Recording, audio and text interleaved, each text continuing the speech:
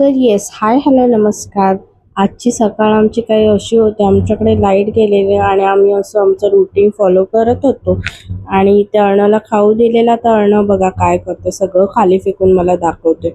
आणि हे रोजचंच झालं आहे. बेस ट्रेनिंग बंद करायची आहे, पण ते काय माझ्याने पॉसिबल होत नाही आहे. रोजचं असंच आमचं रडणं असतं.